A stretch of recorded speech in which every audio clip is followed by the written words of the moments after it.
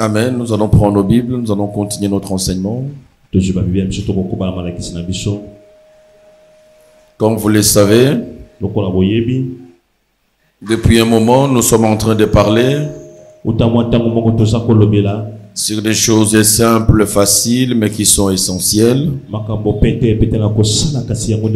pour notre vie et pour notre salut. Et dans ces grands thèmes, nous avions abordé la première série d'enseignements qui parle de l'amour de Dieu. Avec le premier sous-thème abordé, c'était le premier amour. Et nous avions fini, ça nous a pris quelques semaines, nous avions fini ces premiers sous-thèmes. Et depuis dimanche passé, nous avions commencé le deuxième sous-thème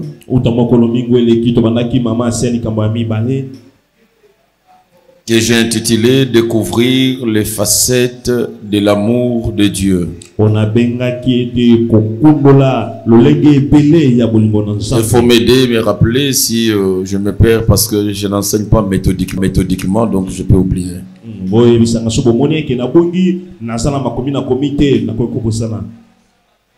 Et c'est autour de ce sous-thème de découvrir les facettes de l'amour de Dieu que le mercredi nous avions commencé la première facette de l'amour de Dieu. Et sur cette facette que je vais y revenir aujourd'hui, la première facette de l'amour de Dieu, c'est la miséricorde de Dieu.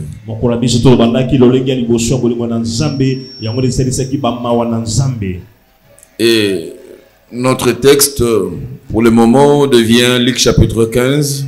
Luc chapitre 15.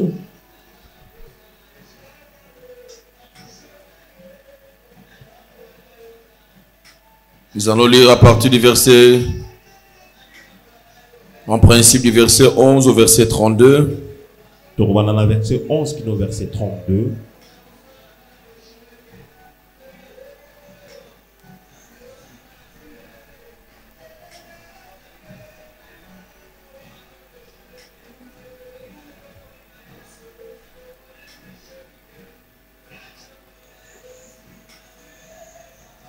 Nous allons relire pour permettre à ceux qui n'étaient pas le dimanche passé de pouvoir se mettre le même diapason que nous. Luc chapitre 15. Luc chapitre 15. À partir du verset 11, nous lisons au nom du Seigneur. Il dit encore, mettez-vous debout s'il vous plaît. Un homme avait deux fils. Le plus jeune dit à son père, mon père, donne-moi la part de mes biens qui doit me revenir. Et le père leur partagea son bien.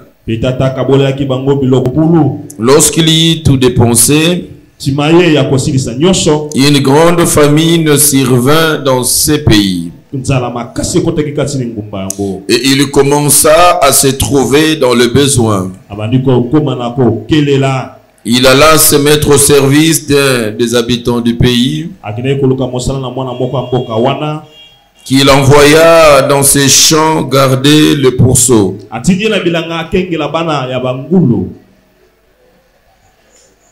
Il aurait bien voulu se rassasier des carouges et manger les pourceaux, mais personne ne lui en donnait. Étant rentré en lui-même, il s'est dit, combien de mercenaires chez mon père ont du pain en abondance, et moi ici je meurs de faim. Je me leverai, j'irai vers mon père et je lui dirai, mon père, Je péchais contre le ciel et contre toi. Je ne suis plus digne d'être appelé ton fils. Traite-moi comme l'un de tes mercenaires. Et il se leva et alla vers son père. Comme il était encore loin de son père, loin de son père le vit et fit émis de compassion.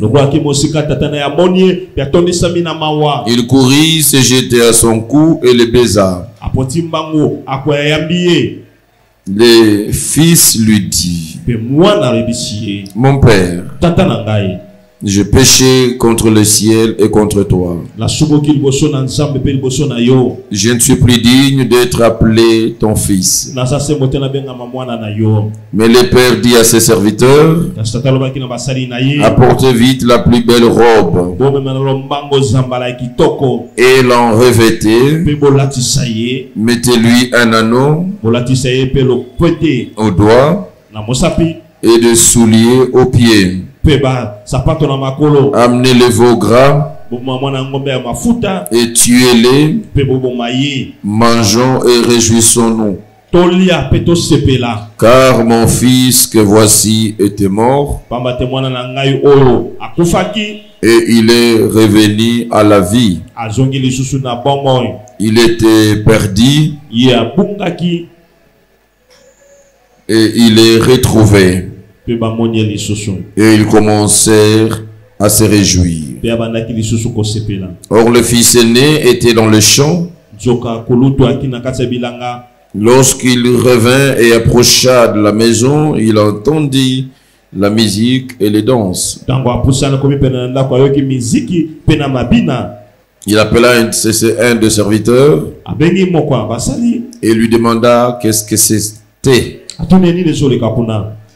Ce serviteur lui dit: Ton frère est de retour. Et parce qu'il l'a trouvé en bonne santé, ton père a tué le veau gras. Il s'est mis en colère et ne voulut pas entrer. Son père sortit et le pria d'entrer. Mais il répondit à son père: Voici, il y a tant d'années que je te sers, sans avoir jamais transgressé tes ordres, et jamais tu m'as donné un chevreau pour que je me réjouisse avec mes amis. Et quand ton fils est arrivé, c'est lui qui a mangé ton bien avec de prostituées. C'est pour lui que tu as tué le veau gras. Mon enfant, lui dit le père, tu es toujours avec moi et tout ce que j'ai est à toi. Mais il fallait bien se gayer et se réjouir parce que ton frère que voici était mort et qu'il est revenu à la vie, parce qu'il était perdu et qu'il est retrouvé. Nous acclamons la parole du Seigneur. Je vais vous rasseoir.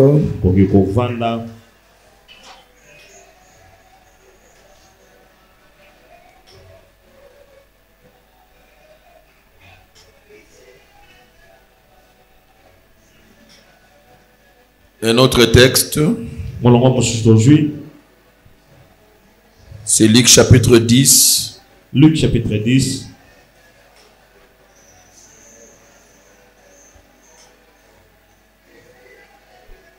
À partir du verset 25. Toujours verset 25. Jusqu'au verset 37. Luc chapitre 10, verset 25 et le verset 37. Je vais lire ici à partir du verset 33. Alors, on dans la verset 33. Mais un Samaritain qui voyageait étant venu là fit émis de compassion. Lorsqu'il le vit, il s'approcha et banda ses plaies en y versant de l'huile du vin. Puis il le mit sur sa propre monture, le conduisit à une hôtellerie et prit soin de lui. Le lendemain, il tira des deniers, les donna à l'hôte et dit: aie soin de lui, et ce que tu dépenseras de plus, je te le rendrai à mon retour. Lequel de ces trois te semble avoir été le prochain de celui qui était tombé au milieu de brigands? C'est celui qui a exercé la miséricorde envers lui. Répondit le docteur de la loi. Et Jésus lui dit: va, et toi fais de même. Découvrir le facette de l'amour de Dieu. Et quand nous parlons de l'amour de Dieu, nous disons c'est un sujet qui semble facile, mais qui du reste c'est un sujet complexe et difficile à présenter. Et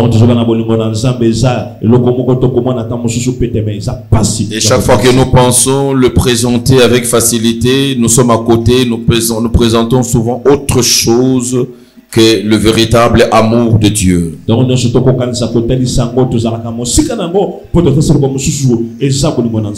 cela s'est démontré que nous avons eu du mal à définir l'amour de Dieu. L'amour de Dieu n'a pas de définition, parce que l'amour de Dieu, c'est même la nature de Dieu. L'amour de Dieu n'est pas un caractère que Dieu possède, mais l'amour de Dieu, c'est ce que Dieu est. C'est comme cela, on ne parle pas de Dieu qui a l'amour, mais on parle de Dieu qui est amour. Les hommes ont l'amour parce que les hommes cherchent à avoir Dieu. Et vous verrez que pour qu'un homme ait l'amour, c'est plus simple. Cet homme doit simplement avoir Dieu en lui. La manifestation de l'amour dans la vie de l'homme, c'est le signe de la présence de Dieu dans la vie de cet homme-là. Bien-aimé, personne ne peut te dire qu'il a l'amour. Personne ne peut te dire qu'il a l'amour si réellement il est incapable de pouvoir le prouver auprès des hommes. Le vrai amour se manifeste. Et même quand Dieu parle de l'amour, et chaque fois que Dieu se prononce en amour, la Bible dit il fait quelque chose, il le prouve. Et c'est comme cela, le vrai problème, c'est de savoir aujourd'hui s'il y a des enfants de Dieu dans la maison de Dieu ou pas.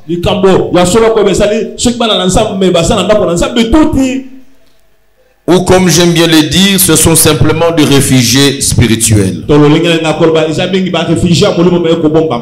Les enfants de Dieu, ce sont des personnes qui ont reçu Christ et par surcroît, ils ont Dieu en eux.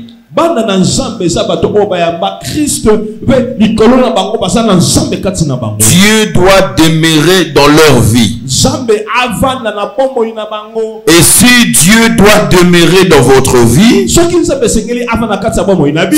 veut dire que vous avez l'amour en vous. Parce que l'amour de Dieu n'est rien d'autre que la présence de Dieu dans la vie de quelqu'un. Je ne sais pas si cette compréhension est facile. Parce que Dieu est amour. Comment voulez-vous comprendre comprendre quelqu'un qui a Dieu mais qui n'a pas l'amour? Dieu, ce n'est pas une puissance. Mais Dieu, c'est d'abord l'amour. La présence de Dieu dans la vie des hommes, c'est ce qui les distingue de païens. Quand Dieu entre dans votre vie, c'est cet acte qui fait de vous un enfant de Dieu. Mais c'est une dichotomie de voir un enfant de Dieu qui n'a pas d'amour. Tu n'es pas enfant de Dieu dès lors que l'amour de Dieu ne demeure pas en toi, nous dit la parole de Dieu. Et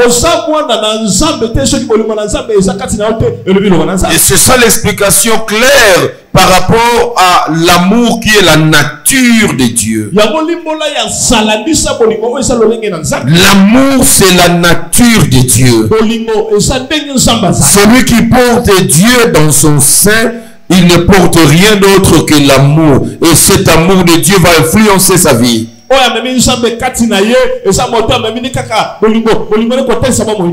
Comment voulez-vous dire vous avez Dieu en vous? Cela sous-entend vous avez l'amour de Dieu et vous êtes incapable de marcher selon sa volonté dans la crainte et dans la sainteté.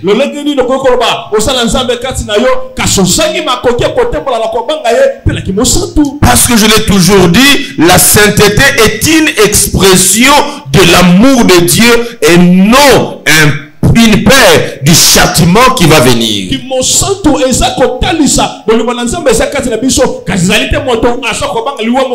Parce que Dieu habite en moi. Et celui qui habite en moi, c'est l'amour. Comme l'amour de Dieu habite en moi, c'est cet amour qui va plier ma vie à la soumission. C'est ça l'explication de l'amour de Dieu. Et voilà pourquoi l'amour de Dieu, c'est un concept difficile. Qui semble facile parce que c'est un petit mot. Et très souvent, la manière dont nous avons y à parler de l'amour, nous l'avions pratiquement rien dit, sinon nous étions superficiels. La connaissance de la révélation de l'amour de Dieu est suffisante pour faire d'un chrétien un chrétien puissant. La connaissance de l'amour de Dieu dans votre vie, c'est une force plus que les prières d'autorité que tu peux faire. Découvrir les facettes de l'amour de Dieu dans ta vie te donnera un sommeil doux et paisible pendant que les autres s'agitent autour de prières d'autorité entre guillemets. L'amour de Dieu nous rassure. L'amour de Dieu nous tranquillise. Bien aimé, l'amour de Dieu, c'est un océan que nous devons entrer. Nous allons entrer dans cet océan et je ne sais pas si nous allons nous perdre ou pas. Parce que Dieu, sa grandeur, c'est comme un océan. Et voilà pourquoi nous allons parler de l'amour de Dieu du 1er janvier au 31 décembre. Et vous aviez vu, pendant plusieurs semaines, nous abordons ce sujet, mais il y a toujours beaucoup à dire. Découvrir les facettes de l'amour de Dieu. Et bien aimé, le texte que nous lisons du fils prodigue et la parabole du bon samaritain nous révèle la première facette de l'amour de Dieu. Et quand nous parlons de découvrir, peut-être tu as déjà entendu parler de la miséricorde. Mais je veux que tu découvres avec moi ce que c'est la miséricorde de Dieu pour ta vie. Et j'ai dit que l'amour de Dieu a plusieurs faces, plusieurs visages, plusieurs facettes. Comme l'amour c'est sa nature, mais nous devons méthodiquement découvrir une facette après une autre de l'amour de Dieu. Quand nous parlons de l'amour de Dieu, qu'est-ce que nous devons comprendre et qu'est-ce que nous devons retenir? La première chose qui nous montre l'amour de Dieu, c'est la miséricorde de Dieu. Le Seigneur présente la parabole du Samaritain. Il dit, écoutez, un homme quittait Jérusalem pour descendre à Jéricho. Et chemin faisant, il va croiser les brigands qui vont le menacer, les dépouiller au point de les laisser à demi-mort. Et il était allé par terre à la place publique. Et la Bible dit plusieurs personnes sont passées par là. Mais toutes ces personnes qui passaient par là, chacun avait ses raisons pour ne pas prendre du temps et s'occuper de ces messieurs. Et on nous présente la première personne qui passe par là, c'était un sacrificateur. Un homme de Dieu qualifié qui avait le mandat de Dieu. Mais le sacrificateur, par hasard, descendait par le même chemin. Ayant vu cet homme passa outre. Un sacrificateur. Je ne sais pas s'il allait à l'église comme moi, s'il partait pour aller prêcher. Il pouvait avoir toutes les excuses du monde pour dire que je n'ai pas assez de temps, je dois aller prêcher. Je suis déjà presque en retard, on m'attend à l'église. Et nous pensons souvent faire la volonté de Dieu, c'est venir prêcher ici. Et parfois nous passons sur la route, quelque part il fallait poser un acte pour la volonté de Dieu, nous ne le faisons pas. Il n'a pas eu le temps. Il passa outre. C'est comme dans cette génération, vous verrez quelqu'un en train de mourir. Non, les gens n'ont plus le sens de le secourir, mais ils ont la facilité d'immortaliser. Tout le monde sort son téléphone pour commencer à filmer et à balancer sur les réseaux sociaux. Pendant que la personne pouvait jouir, bénéficier des soutiens de ceux qui sont là et les garder en vie. Les Samaritains, les sacrificateurs ne font rien. Et le Seigneur était en train d'expliquer la miséricorde. Comment les hommes d'aujourd'hui qui pensent avoir Dieu en eux et qui sont serviteurs de Dieu, mais qui n'ont plus la miséricorde.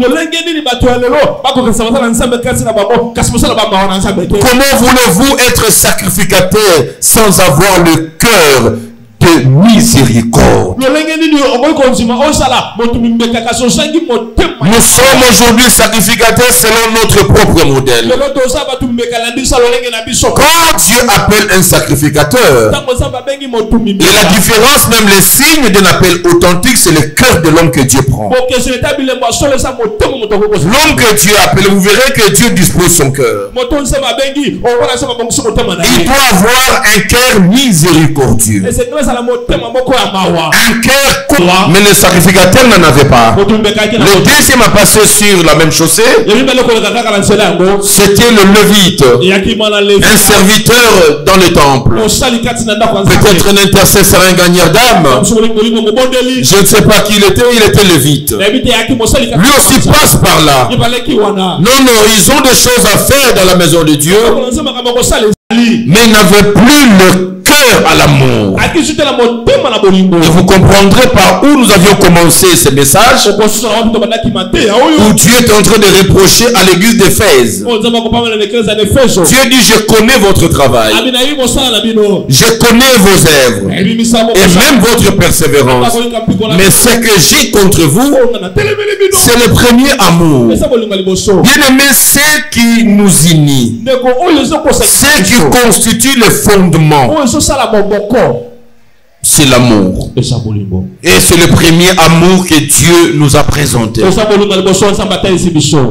motivations dans tout ce que nous devons faire sur la terre doivent trouver les racines dans l'amour et le premier amour de Dieu. Le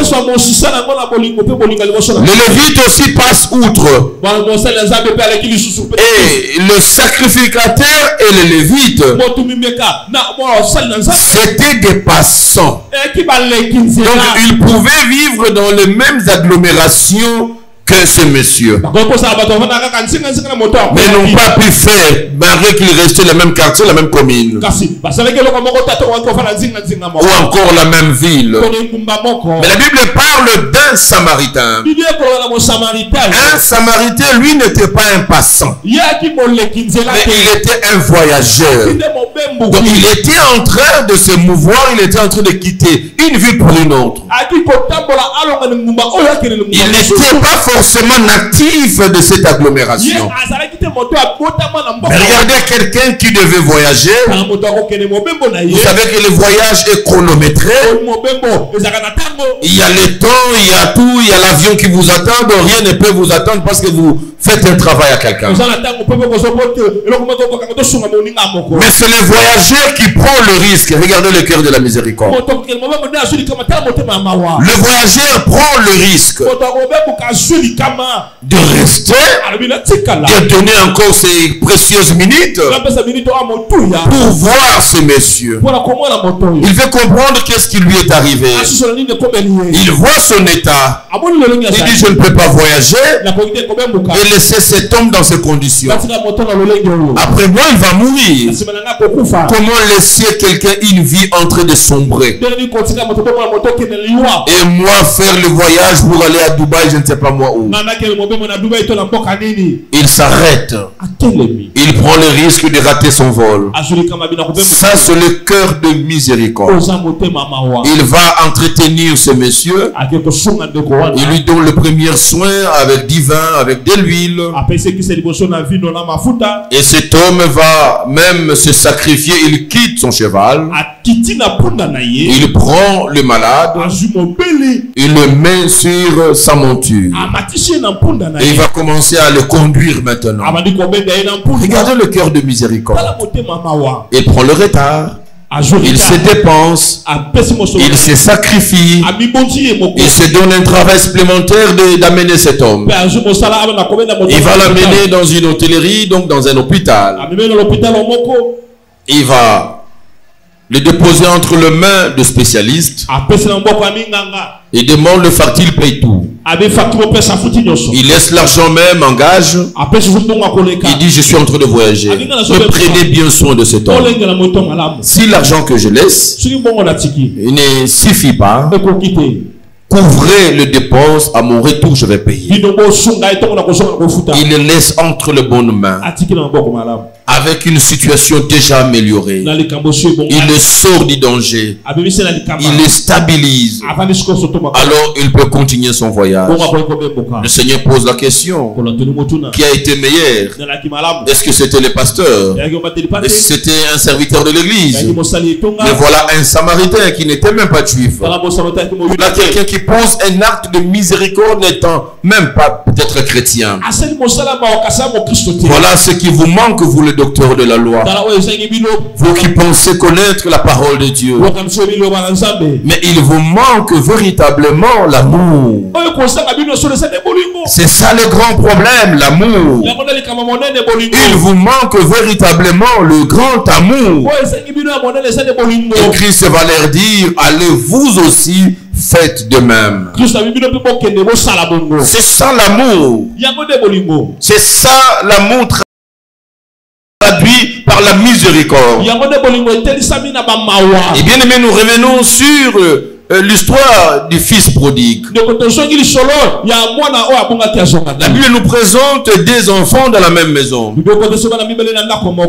la Bible dit, le plus jeune va demander à son père s'il pouvait avoir la part de son héritage. Et la Bible dit, le père va partager ôter son héritage. Donc,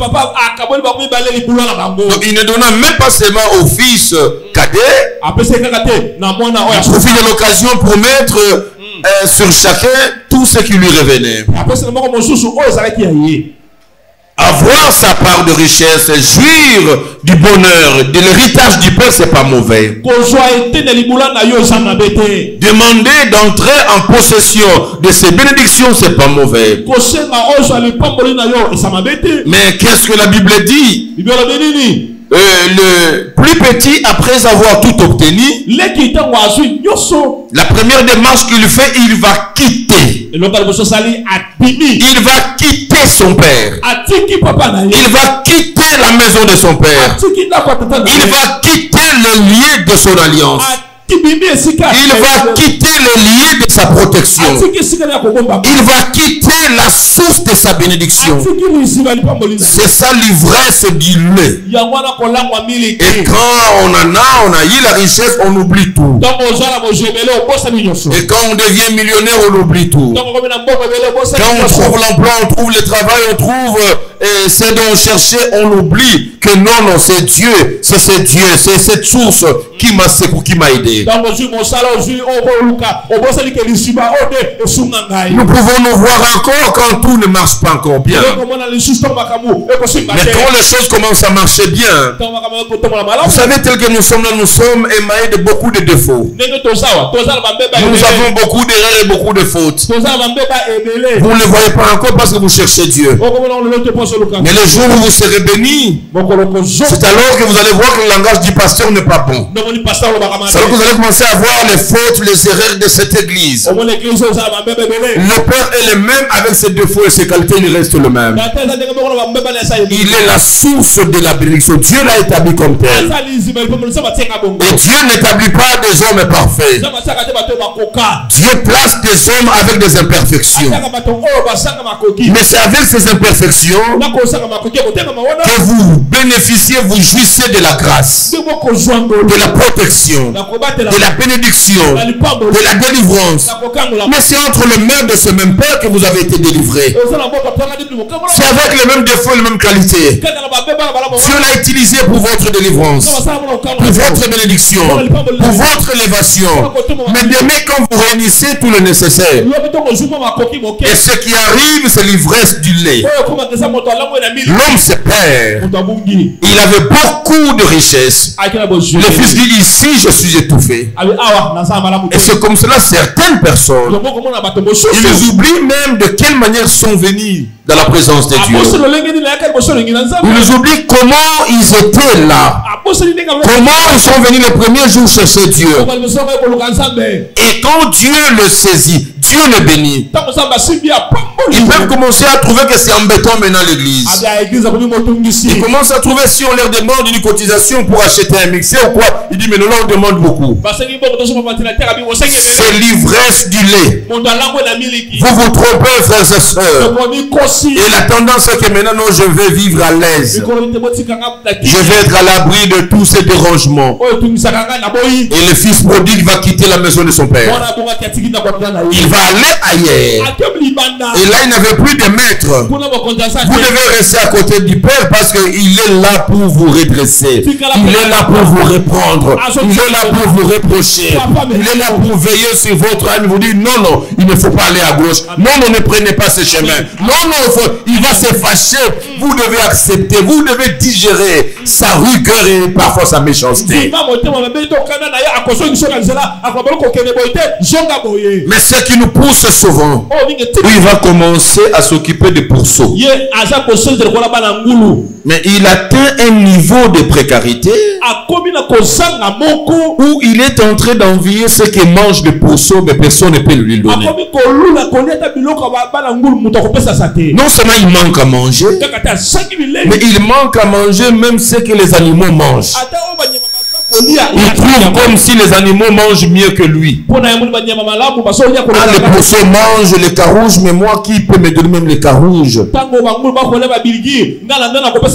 L'homme ne mange pas ce que les animaux mangent. Mais quand le diable vous ridiculise, il vous amène dans un niveau très infernal. Vous trouverez même que les animaux sont mieux que vous. Et ça, les hommes ne savent pas les voir, ils sont voilés. Pouvez-vous comprendre ceux qui vivent dans le lesbianisme ou dans l'homosexualité? Mais écoutez, c'est un niveau tellement infernal où le diable amène les hommes. Comment, quand un homme devient homosexuel, il a atteint un niveau, ça ce n'est même pas un péché, c'est une abomination. Il a atteint un niveau où les animaux n'ont pas encore atteint. Parce que tu ne verras jamais des animaux homosexuels. Tu ne verras jamais un mâle prendre un mâle. Donc l'homme quitte le niveau plus élevé, il va aller au niveau plus bas que les animaux. C'est le ridicule et c'est l'opprobre. Ça, c'est ce que le diable fait aux hommes quand les hommes abandonnent Dieu. Cet enfant se retrouve dans ces conditions-là. Mais l'enfant va se dire, il va quand même penser, dans la maison de mon père, moi je suis son enfant, je meurs de faim. Mais ses serviteurs ne meurent pas de faim dans la maison de mon père. Les serviteurs dans la maison de mon père, ils ont le pain en abondance. Bien aimé, c'est la dimension de la foi qu'il faut avoir en tant qu'un fils. J'ai parlé de l'amour de Dieu, que Dieu ne peut pas nous infliger le mal ou la souffrance. Cet enfant prodigue qui commence à souffrir, ce n'est pas la volonté de son père.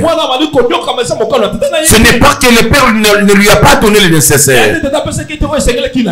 Il a dissipé ce que Dieu lui a donné.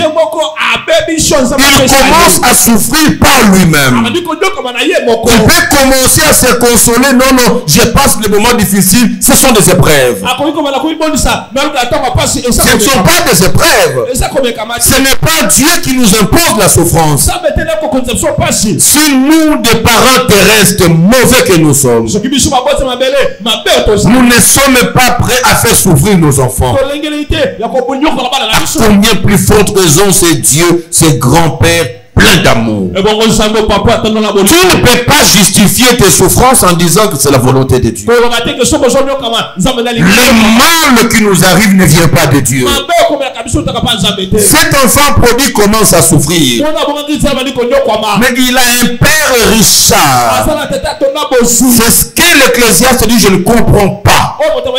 J'ai trouvé les princes marcher à pied. Et les esclaves sur des chevaux. Nous vivons la confusion dans le monde. Simplement parce que nous perdons, nous quittons la présence de Dieu. Nous quittons l'intimité de l'amour de Dieu. Pensez-vous que cet enfant, s'il était dans la maison de son père, même s'il pouvait gaspiller ses biens dans la maison de son père, aucun jour il ne mourra de faim. Il pouvait manquer de billets à mettre à la poche. J'imagine, mais jamais un plat à manger le matin, à midi et le soir. C'est là où Dieu dit, mais je ne sais pas. Si les oiseaux du ciel ne sont pas mes enfants, mais ils ne meurent jamais de faim, je les nourris, les nuits des champs, je m'occupe de lui.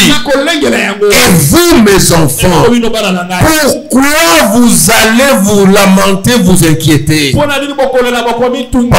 votre sommeil?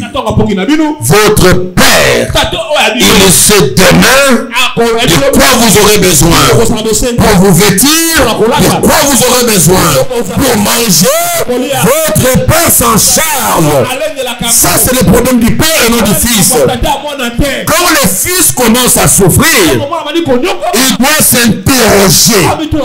Bien Bien-aimé, il ne faut jamais jeter la balle auprès du Père. Mais tu dois t'interroger.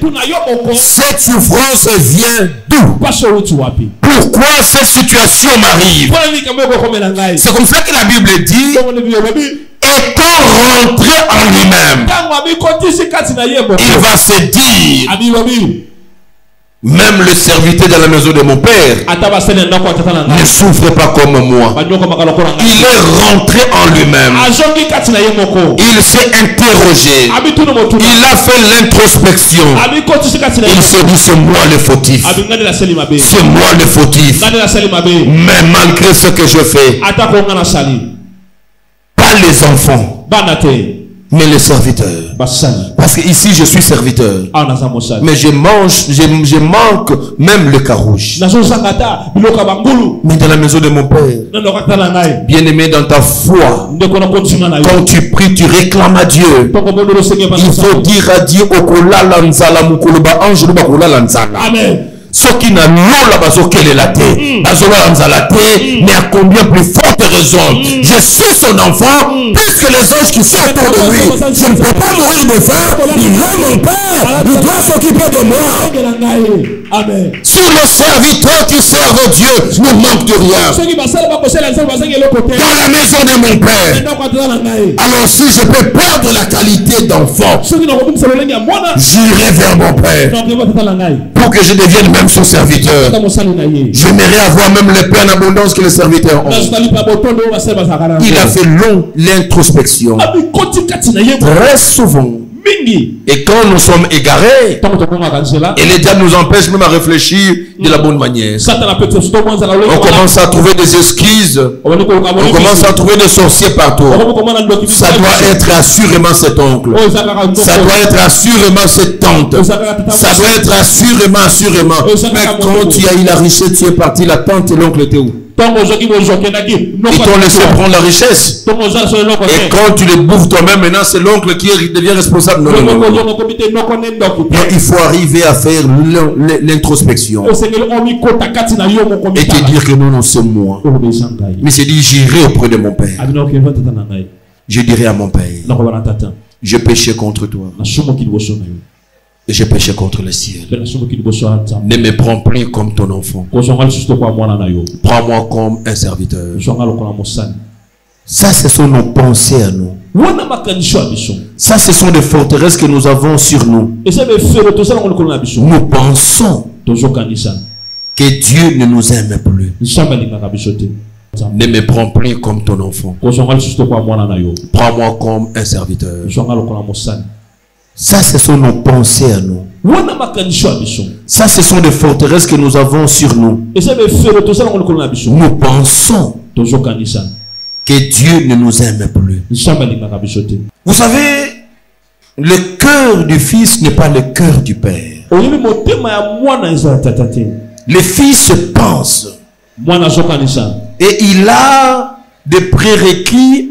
Il a une forteresse dans son esprit qui comme je fais, et Dieu, même Dieu ne m'aime plus, Dieu n'a plus besoin de moi. C'est dans cet océan d'amour que je suis en train de vous mener. La compréhension de l'amour de Dieu. Éphésiens parle de l'amour de Dieu. Il dit la hauteur de l'amour de Dieu, la profondeur de l'amour de Dieu, la largeur de l'amour de Dieu, la longueur de l'amour de Dieu n'est pas à comparer. Cela veut dire aucun mal qu'un homme peut faire peut dépasser l'amour de Dieu. L'amour de Dieu est toujours au-dessus de tout ce que l'homme peut faire. Tu n'atteindras jamais un niveau où Dieu te dit que je ne t'aime plus. Il a dit qu'il t'aimera toujours et il ne t'abandonnera jamais. Ça, c'est la grandeur, la profondeur, la hauteur de l'amour de Dieu.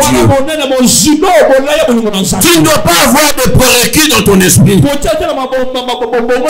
j'ai dissipé le bien, le talent qu'il m'a donné. Non, c'est Dieu ne m'aimera plus. Ça, c'est le travail que le diable fait dans notre esprit. Le diable qui te pousse à tout dissiper, il va encore asseoir dans ton esprit. Et d'ailleurs, reste seulement ici. Le jour où tu rentreras là-bas, il va te punir. Je suis venu te dire à quelqu'un que la punition qui devait tomber sur toi est tombée sur Jésus. Et Dieu n'a plus une nouvelle punition à te donner. Nous avons mal prêché. Quand nous prêchons sur le péché, nous parlons des conséquences du péché. Nous parlons de la malédiction. Nous parlons de la perdition. Nous parlons de maladie. Mais c'est faux et archi faux. Dieu ne peut pas nous infliger la maladie, la malédiction à cause du péché. Et même quand Adam et Ève ont péché, Dieu vient au lieu du péché. Il a maudit la terre. Il a maudit les serpents. Mais Dieu n'a pas maudit l'homme. Dieu ne peut pas maudire l'homme par la suite du péché. Ça, ce sont des mauvais enseignements que nous avons une homme à prêcher. Qui a mis l'homme dans l'état que non, comme j'ai fait ceci, Dieu n'a plus besoin de moi. Et vous pensez que j'exagère? Je vais lire un verset pour vous. Ésaïe chapitre 54. Ésaïe chapitre 54. Écoute ce que Dieu dit. À partir du verset 8. Et je vais descendre. Il dit, dans un instant de colère, je t'avais un moment dérober ma face. Un moment dérober ma face. Dans un instant de colère. Mais avec un amour éternel, j'aurai compassion de toi. Un amour éternel, un amour qui n'a pas de fin. J'aurai compassion de toi, dit ton Rédempteur l'Éternel. Amen. Il en sera pour moi comme des eaux de Noé. J'avais juré que les eaux de Noé ne se répandraient plus sur la terre. Je jure de même de ne plus m'irriter contre toi et de ne plus te menacer. C'est ma parole, la parole de Dieu. C'est dans vos Bibles, non seulement dans ma Bible. Ça, c'est Dieu qui parle. Il dit ce qui est arrivé du temps de Noé. On va te dire, toi, là, avec ton péché. Le Dieu qui a frappé Noé. Du temps de Noé. Écoutez ce qu'il te fera. Il dit, je serai. Dieu agirait. Il dit la manière dont j'ai détruit le monde. Du temps de Noé. Je ne le ferai plus jamais. À cause de mon amour éternel, je ne le ferai plus jamais. Il dit, je jure de ne plus me mettre en colère, m'irriter. Dieu dit, il jure, il ne se mettra plus en colère contre toi et il ne va plus te menacer. Si j'étais à ta place, j'allais acclamer le Seigneur pour son grand amour. Amen. Ça, c'est Dieu qui dit. Et qui te présente un Dieu en colère et qui tient le fouet, il t'attend. Dieu n'est pas en colère contre toi. Ce qui agit en Dieu, c'est son amour. Il dit, je ne me mettrai jamais et plus jamais en colère. Et je ne te menancerai plus. Parce que Dieu nous menançait de mort. Il dit, je ne te menancerai plus. Verset 10. Écoutez ce qu'il dit. Quand les montagnes s'éloigneraient,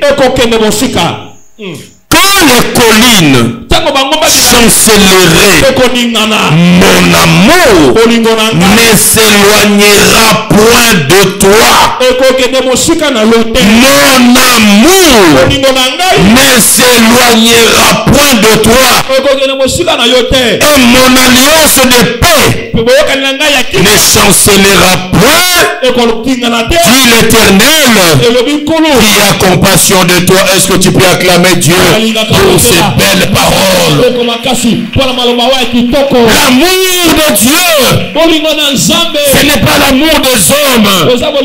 Les hommes ont un amour qui a des limites. Si tu franchis ce niveau, ils te rejettent. Laisse-moi te dire, vous les mariés, l'amour de Dieu n'est pas l'amour du mariage. L'homme qui t'a épousé te supporte. La femme que tu as épousée te supporte. Parce que tu n'as pas encore franchi certaines limites. Il y a des limites quand tu les franchis. Il va te répudier. Il va te chasser. Celui qui t'a dit que je ne sais pas dormir sans toi, il dormira sans toi. Mais l'amour de Dieu ne dépend pas de faute. C'est ce que je dis. L'amour de Dieu ne dépend pas de bienfaits. Tu as beaucoup fait pour Dieu. Il t'aime beaucoup, c'est fort. L'amour de Dieu ne dépend plus de nos fautes et de nos erreurs. Ah, tu as beaucoup fait de fautes. Il ne t'aime plus, non. L'amour de Dieu. Au début de l'enseignement, j'ai parlé de deux conditions de l'amour de Dieu. C'est un amour inconditionnel et c'est un amour immuable. Cet amour ne change pas et cet amour n'a pas de conditions. Tu ne verras plus Dieu en colère. Tu dis, papa, voilà pourquoi. Mais toi là, je te menace. Non. Jésus-Christ a arraché la colère de Dieu. Jésus-Christ a vidé Dieu de toute sa colère. C'est là où aujourd'hui nous les hommes, nous commençons à dire, ah Dieu, tu as changé. Vraiment, des gens font comme ça. Ah, du temps de Noé, Dieu allait vous tuer avec des eaux. Du temps de Sodome et de Gomorrhe, Dieu allait vous calciner. Parce que nous avons des cœurs qui ne sont pas le cœur de Dieu. Notre Dieu, aussi longtemps les deux montagnes ne se croiseront jamais. Il dit son amour pour toi ne s'éloignera jamais. Et j'ai ces vérités-là. Je comprends ces vérités-là. Et pensez-vous que je vais marcher la tête courbée? Quand je comprends l'amour de Dieu pour moi, même quand vous ne m'aimez pas, même quand ceux qui devaient m'aimer refusent de m'aimer comme vous, je suis réconforté par l'amour de Dieu. Vous savez, si ça dépendait que de vous, Église, regardez moi aux yeux, je vous parle. Je vais vous parler en vous regardant trop aux yeux. Si ça dépendait que de vous, je serais déjà démissionnaire de cette œuvre de Dieu. Si ça dépendait que de vous, j'allais abandonner servir Dieu. Je ne suis pas de votre amour. Or, vous avez la chance.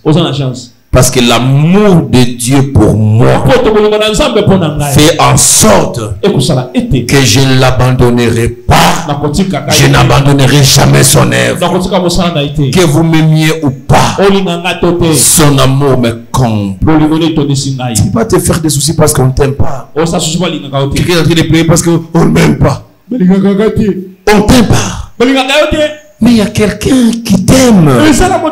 C'est de son amour que ta vie dépend. Nous avions lu ici, la Bible dit que nous vivons par cet amour-là.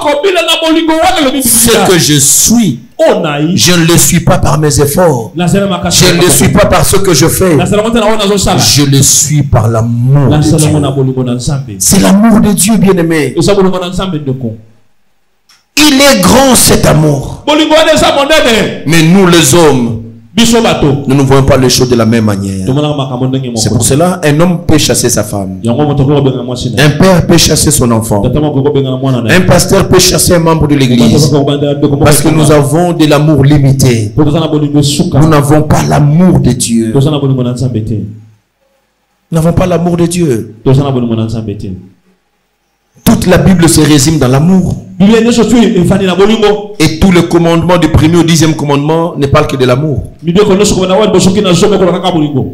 Et l'homme a échoué. Même pas Moïse qui a reçu ce commandement de ses mains. C'est ça, la dimension de l'amour. Mais Moïse a failli.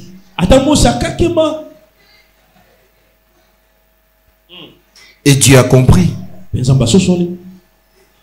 que la loi ne pouvait pas sauver l'homme. Mais la loi était un pédagogue pour montrer à l'homme Dieu qui est l'amour et qui peut le sauver. L'enfant dit je rentre. Mais je ne serai plus enfant de Dieu. Il y a des gens qui se sont dit en eux-mêmes, ah, moi je ne suis plus enfant de Dieu. Je ne pense pas que Dieu m'aime encore. Non, je pars à l'église. Hein. Qu'est-ce qui te culpabilise? Qu'est-ce qui te dit que ce n'est plus toi? Qu'est-ce qui te dit que Dieu ne peut plus faire avec toi? Qu'est-ce qui te dit que Dieu t'a abandonné? Je suis venu te dire que Dieu ne t'abandonnera pas. Dieu ne te délaissera jamais.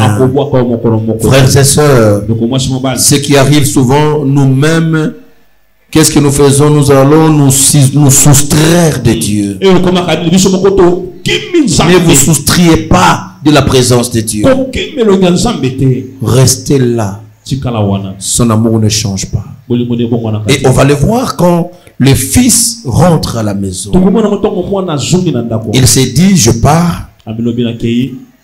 Je dirai à mon père que j'ai péché contre lui, qu'il me prenne comme serviteur.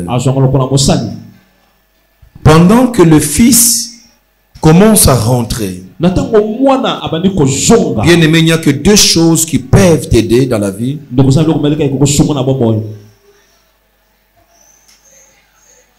C'est la prise de conscience de ta situation. Je ne sais pas dans quel état tu te retrouves aujourd'hui. Mais deux secrets qui vont t'aider. Premièrement, c'est la prise de conscience. La prise de conscience de ce que tu as et de ce que tu as fait. La deuxième chose, c'est de ne pas aller vers le diable, de ne pas rester avec le diable, mais de retourner auprès de Dieu. Quoi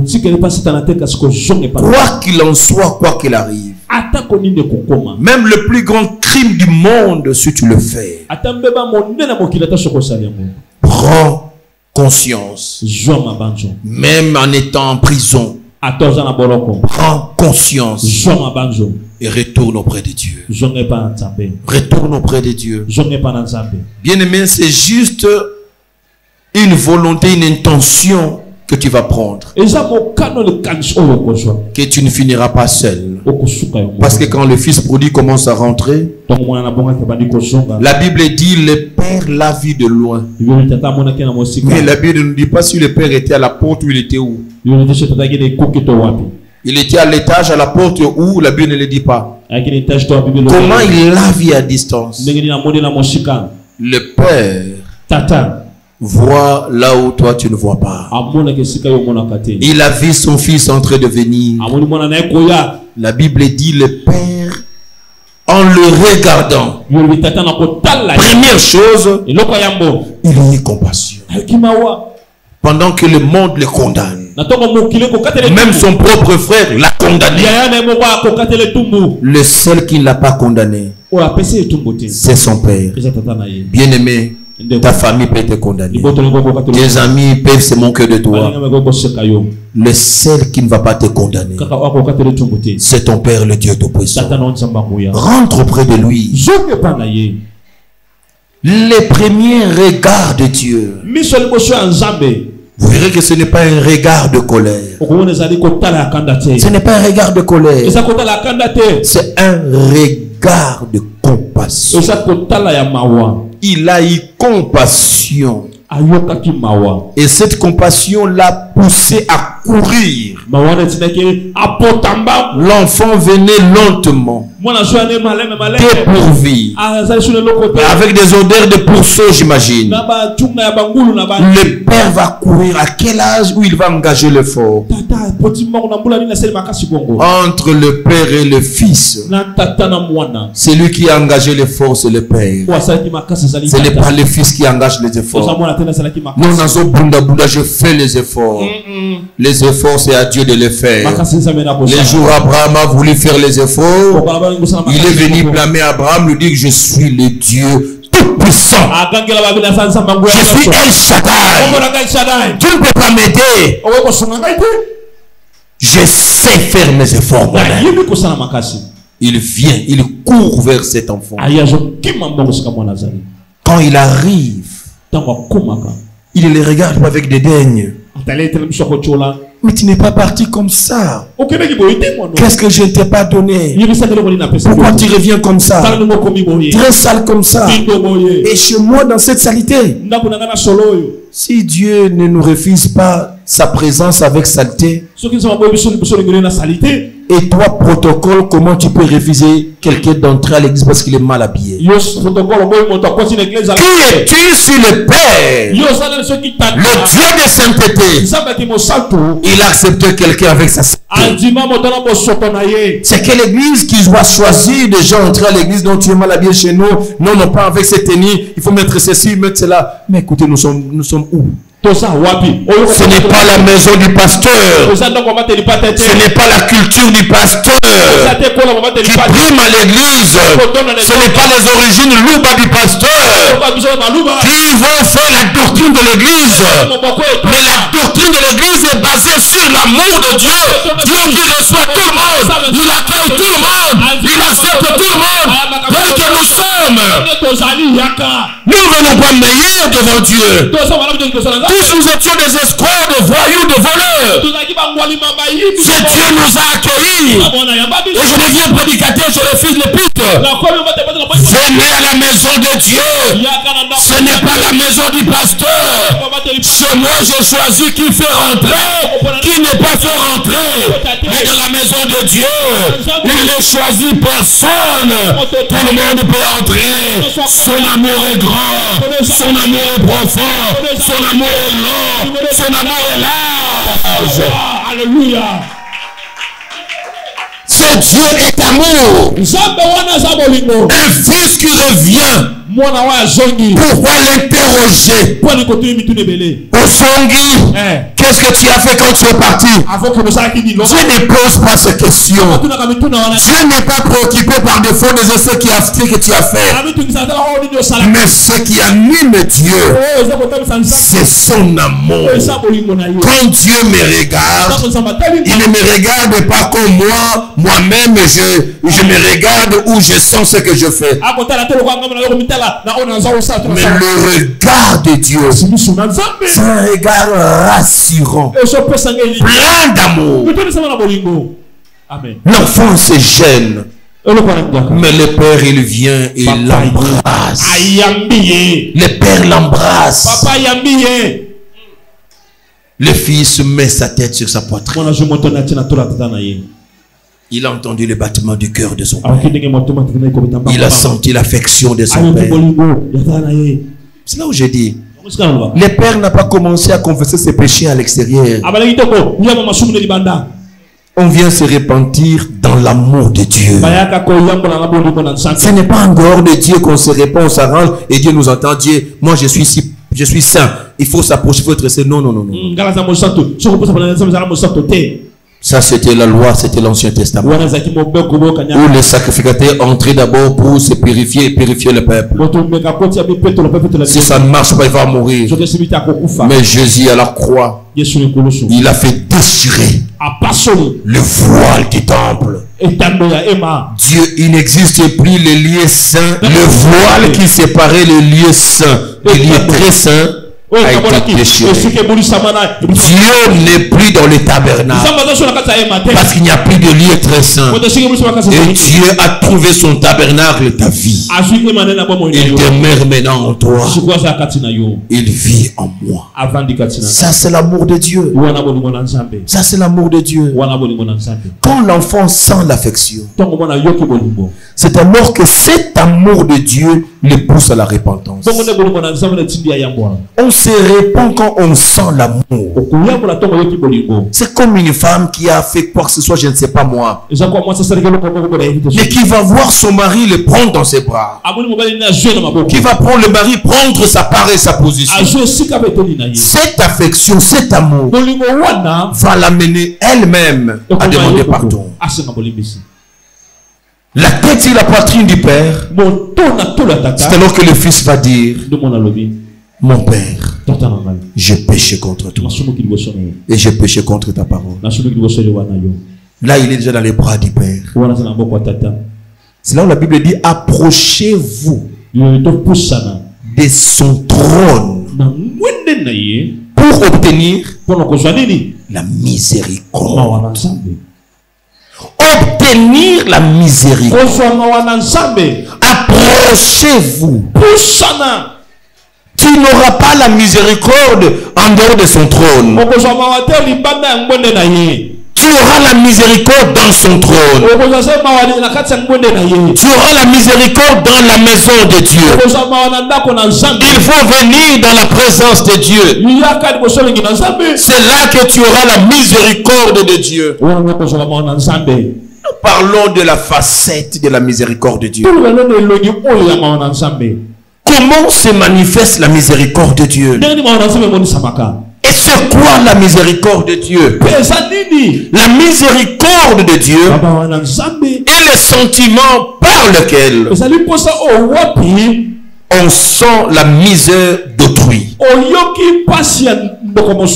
Là, c'est la définition de la miséricorde. La miséricorde, c'est le sentiment par lequel la misère d'autrui touche votre cœur. Les gens sont en train de souffrir, mais leur souffrance commence à vous déranger. Leur souffrance commence à vous faire mal. C'est ça le cœur de miséricorde. C'est quelqu'un d'autre qui est dans la souffrance, mais toi tu n'es pas à l'aise. C'est ça le cœur de Dieu. La miséricorde. Bien-aimé, Dieu, quand nous souffrons, son cœur est touché. Dieu ne se réjouit pas à nous voir en train de souffrir. C'est comme cela, par la miséricorde de Dieu maintenant. La miséricorde de Dieu est une manifestation de la bonté de Dieu envers les hommes, à la vue de leur souffrance et leur misère. J'ai expliqué la miséricorde simplement, et maintenant j'explique la miséricorde de Dieu. La miséricorde de Dieu est une manifestation de sa bonté envers les hommes et les femmes en vue de leur souffrance et leur misère. Quand nous parlons de la miséricorde de Dieu, c'est l'état où Dieu se disponibilise à nous apporter sa bonté dans nos conditions de souffrance et de misère. C'est là qu'on ne peut pas dire la misère et la souffrance soit la volonté de Dieu, c'est Dieu qui le veut comme ça. Non, dans sa miséricorde, quand Dieu voit les souffrances et il voit les misères des hommes, Dieu vient avec sa bonté. La bonté de Dieu se manifeste sur les hommes qui sont dans la souffrance et dans la misère. Ça s'appelle la miséricorde.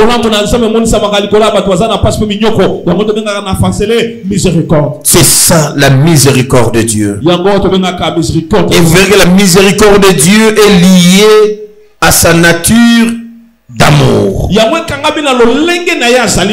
On l'appelle l'Éternel Dieu miséricordieux,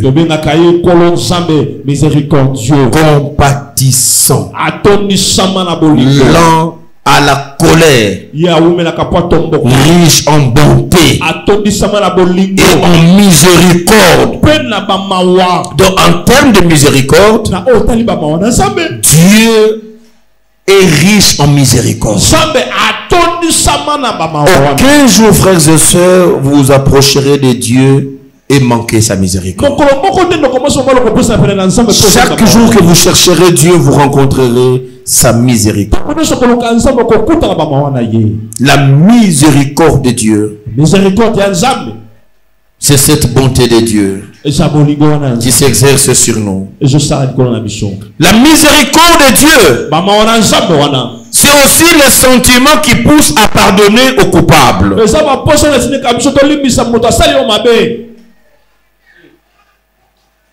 Pardonner un coupable, c'est ça la miséricorde. Donc la miséricorde de Dieu l'amène à avoir pitié de nous d'abord. La miséricorde appelle la compassion de Dieu. Première chose. Deuxième chose, la miséricorde de Dieu amène sa bonté. Et troisième chose, la miséricorde de Dieu nous amène le pardon à nous les coupables. C'est ce qui s'est passé entre le Père et le Fils. En voyant son enfant rentrer, il a eu pitié de lui. Il a eu compassion de lui. Quand il serre l'enfant dans ses bras, l'enfant commence à parler. Le père ne suit pas ce que l'enfant est en train de dire. Amen. Mais il commence, deuxième chose, après avoir eu compassion de lui, il commence à lui faire du bien. Il appelle le serviteur. Et dit, prenez une nouvelle robe. Venez lui habiller. Prenez un nouvel anneau. Il va placer à son fils le nouvel anneau. Amenez-lui des chaussures. Il a mis à ses pieds. Trois choses. Que la bonté de Dieu, plutôt la miséricorde de Dieu s'est révélée du Père au Fils. Il a eu pitié. Après, il demande qu'on amène une nouvelle robe. Dieu ne regarde pas ce que le diable a fait, a détruit dans ta vie. Mais Dieu a enlevé toute la saleté que le diable a mis sur son enfant. Dieu lui revêtit la robe de sainteté. Dieu lui revêtit une nouvelle puissance. Dieu l'investit. Regarde les bontés de Dieu. Pour quelqu'un qui a perdu les grâces, il a perdu tout ce que Dieu lui a donné. Mais Dieu commence à restaurer. Il lui donne une nouvelle robe. Dieu commence par les soigner, les laver, les purifier. Il prend la robe, c'est l'investissement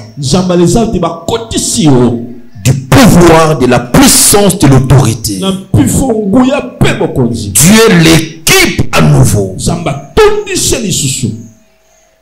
Ça, ce n'est pas le fils qui a demandé. Bien-aimé, ce que tu es, ce n'est pas le fruit de tes prières. prière. Est-ce que les intercesseurs peuvent m'écouter? Parce qu'il y a l'égarement même dans le cantique aujourd'hui. Les gens vantent leurs prières. Les gens vantent leur montagne. J'ai monté, voilà pourquoi. Non! Ce ne sont pas nos prières qui amènent Dieu à nous donner ce que nous avons. Et tu peux te regarder, mais tu as beaucoup de choses que tu n'as jamais demandé à Dieu. Déjà posé la question, comment ces choses vont arriver? C'est l'amour de Dieu qui nous comble. Le Fils n'a rien demandé, mais c'est le Père qui est en train de le restaurer, de l'habiller à nouveau, une nouvelle onction. Le Fils n'a pas demandé à son Père de renouveler son alliance. Mais vite le Père a remarqué que le Fils a touché aux interdits. Il a brisé l'alliance. Il lui donnait moi un nouvel anneau. C'est le Père qui renoue la nouvelle alliance avec son Fils. Il scelle l'alliance. C'est le témoignage. Tout celui qui verra le Fils après cet instant, il comprendra qu'il rentre dans ce droit. Il rentre dans sa richesse. Il rentre dans l'héritage. L'anneau, c'était le symbole. Dieu l'a rétabli. Le Père l'a rétabli dans son héritage, dans sa richesse, dans sa sécurité. Il redevient intouchable, indestructible. Il a l'anneau de Dieu. Il a l'alliance avec Dieu. Mais quand Dieu le quitte, quand Dieu renouvelle l'alliance, ce n'était pas pour que le Fils reste à la maison. Il dit, donne-lui les ailes de chaussures, les ailes de l'évangile. C'est pour dire au Fils, tu iras dire aux autres, tu iras dire à ceux-là avec qui tu partageais la vie dans la débauche. Tu iras leur dire l'évangile de l'amour de Dieu. Tu iras voir les païens pour leur dire combien je t'aime et combien je les aime. Tous ceux qui viendront à moi auront toujours de la place. Tous ceux qui vont entrer dans ma maison, il y a toujours quelque chose pour eux. Tu es dans les ailes. L'amour de Dieu dans ta vie, sa miséricorde pour toi ne doit pas t'empêcher à parler de Jésus à d'autres personnes. Bien-aimé, la première expression de ton amour vis-à-vis de Dieu, c'est l'évangélisation. Évangélisation pour tous. Bien-aimé, si tu aimes Dieu, si tu es bénéficiaire de son amour, tu dois gagner les âmes pour lui. Beaucoup sont dans la débauche. Beaucoup sont dans la perdition. Le Père les attend avec les mains d'amour. C'est le Fils qui doit aller vers eux. C'est le Fils qui ira montrer ce que Dieu a fait avec lui. Parle de ce que Dieu a fait avec toi aux autres. Quand on te dit fais évangéliser, on ne te dit pas de gober les versets. On ne te dit pas de prêcher comme les pasteurs. Mais va seulement partager aux autres l'amour de Dieu dans ta vie. Dis aux autres ce que tu étais et ce que tu as fait avec toi. Ils chercheront à voir ton Père. Ils chercheront à voir ton Dieu. Il va dire c'est Dieu qui t'a fait ça. Amène-moi, je vais voir. Je vais arriver. Dis aux autres comment tu étais. N'aie jamais honte de dire ta vie passée. Ce que tu faisais. Et tu diras ce que je suis devenu. J'étais incapable d'abandonner de boire. J'étais incapable de cesser avec l'adultère. J'étais incapable.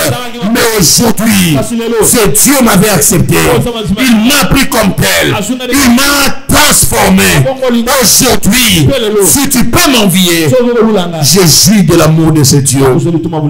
Et il a aussi cet amour pour toi. Il t'aime toi aussi. Si tu veux, je peux t'amener chez mon Père. Il te fera du bien. Tu peux l'amener chez ton Dieu. Amène dans la présence de Dieu. Mais c'est ça l'évangélisation. Quel verset tu as dit? Quel verset tu as gobé pour expliquer aux gens? Parle de Jésus à d'autres personnes. Il lui donne les chaussures. Et le fils, il dit maintenant quoi? Je dois sceller le pardon de ses péchés. Allez me trouver un veau gras. Égorgez-les. Le sang va couler pour le pardon du péché du fils. C'est Dieu qui fait couler le sang pour nos péchés. Nous, les consommateurs du péché, ce n'est pas à nous de chercher les veaux, ce n'est pas à nous d'égorger les veaux, mais le Père a égorgé. Il a versé le sang de Jésus pour nos péchés. Le sang de Jésus a payé le prix de tes péchés. Et personne ne peut te dire que Dieu ne t'aime plus. Il faut lui dire, tu es le fils bien-aimé de Dieu. Il faut dire à quelqu'un, je suis la fille bien-aimée de Dieu. Il t'aime tellement. Vous savez, quand son grand frère est arrivé, il dit, qu'est-ce qui s'est passé ici? La fête.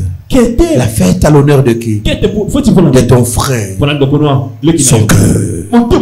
Il n'a pas le cœur de son père. Il n'a pas le cœur de son père.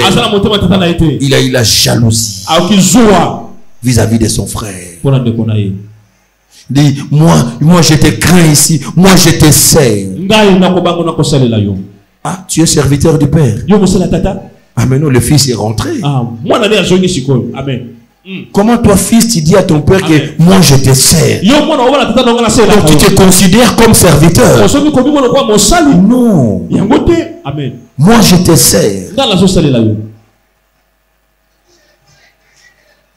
Ça, c'est la préfiguration, c'est l'image de l'Église et d'Israël.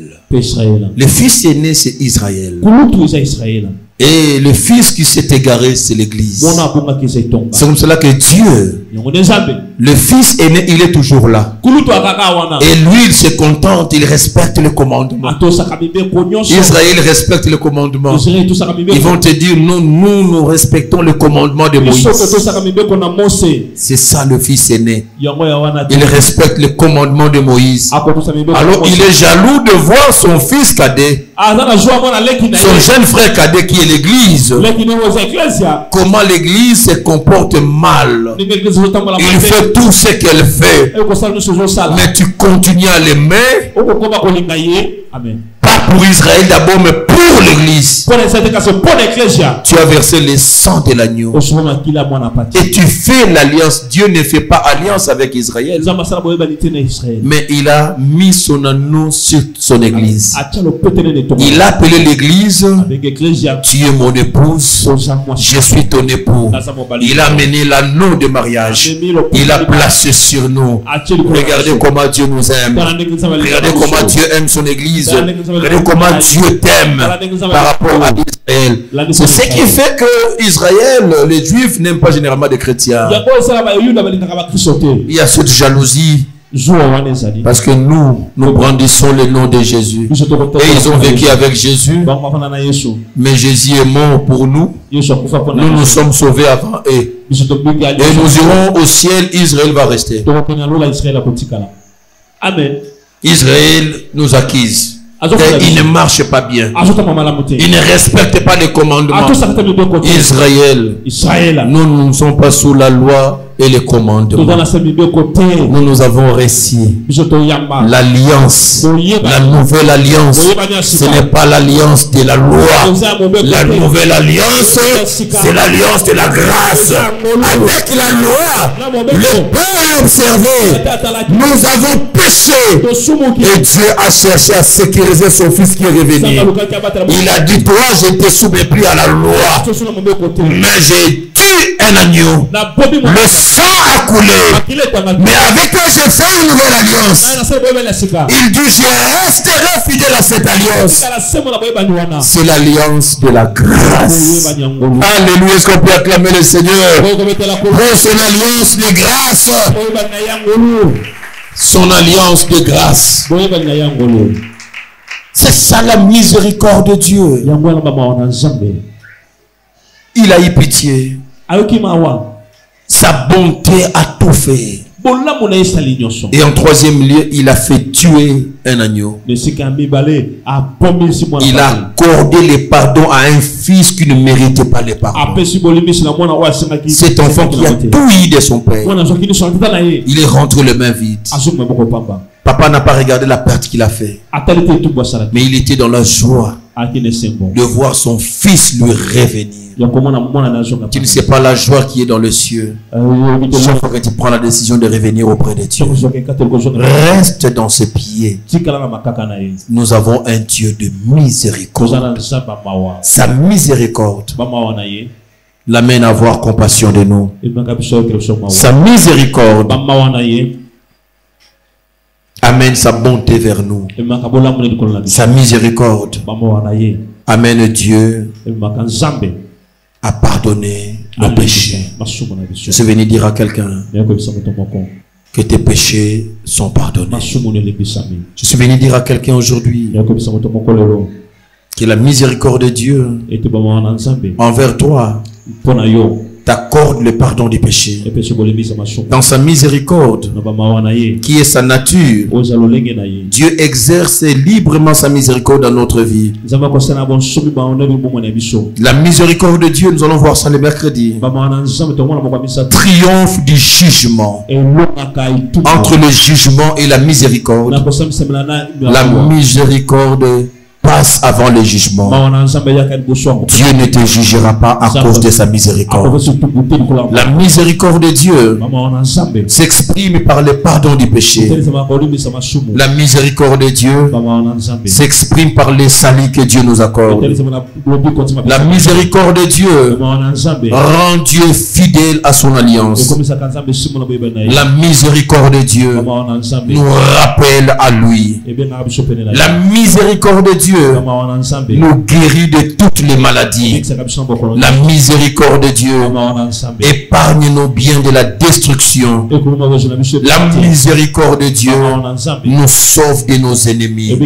Je vais développer ça le mercredi. Vous verrez que la miséricorde de Dieu nous sauve de nos ennemis, nous guérit des maladies, nous épargne de la destruction, rend Dieu fidèle dans son alliance, nous sauve en Christ. C'est la miséricorde de Dieu. Baissons nos têtes à la prière.